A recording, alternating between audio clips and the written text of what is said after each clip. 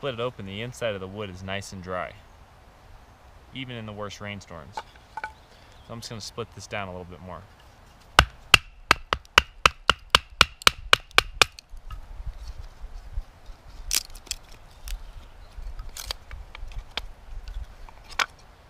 And then I'm not setting my wood on the ground, I'm actually setting it on the other pieces of wood to help keep it dry.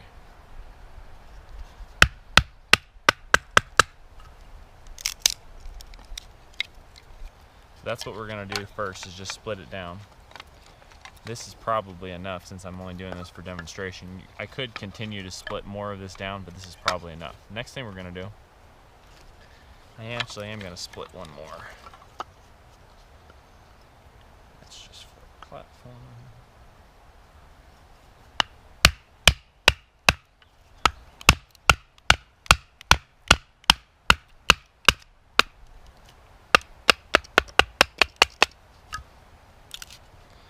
I split this one down for another reason. I needed a nice platform to set the wood on.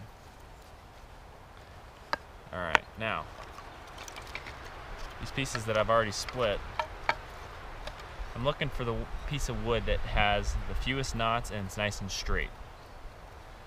Okay, next thing we're going to do, the reason I want to be on my knees like this is I want to have more pressure downwards when I'm carving on these pieces of kindling. What I'm going to do next is I'm going to start kind of peel off some of this. Try to get any of the loose pieces. Now what I'm going to do is I'm going to start up here and I'm going to put my knife in with the point down. And I'm going to just slowly try to push my knife down the stick. And I'm pushing, my elbow is locked and my shoulder's locked. I'm just pushing down with my whole body. Don't like bend your arm and try to go like this. Keep your arm straight and just push. You get these nice long curls. Just like that is what we're looking for.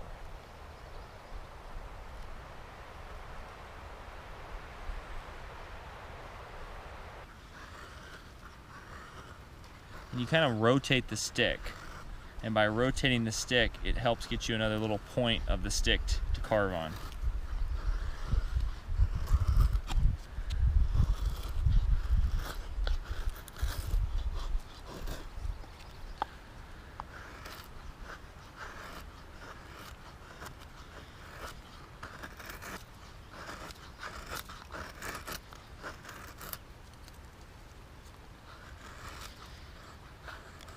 And then like you can kind of fold them out of the way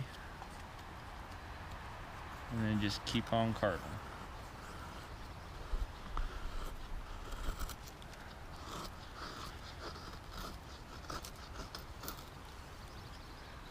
Now if you keep your knife, instead of being like this way, straight perpendicular to the wood, it kind of curls in a little bit different way. It kind of more rolls up on itself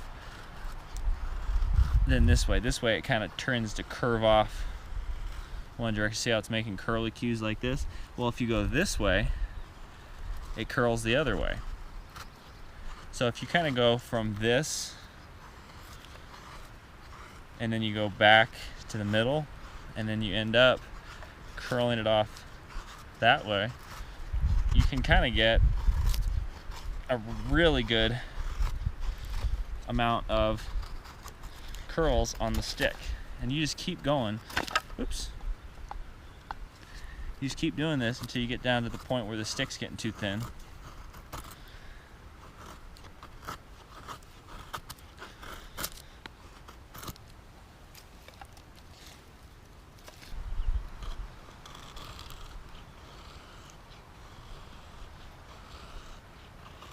And then the very last stick that you do, after you've gotten a few of them, I only got 2 here because I'm just doing this for demonstration. I could get a bunch more, but that's enough. The last stick, I'm going to do some really, really thin pieces, and I'll show you why in just a second. Really, really thin, just barely letting the knife even, you know, the sharper your knife, the easier is this part is to do, but just barely real fine shavings.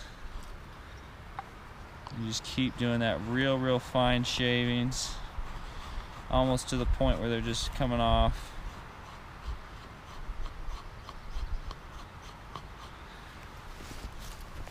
And this is right here is the reason. You can take your knife and your striker and actually light this with just your striker.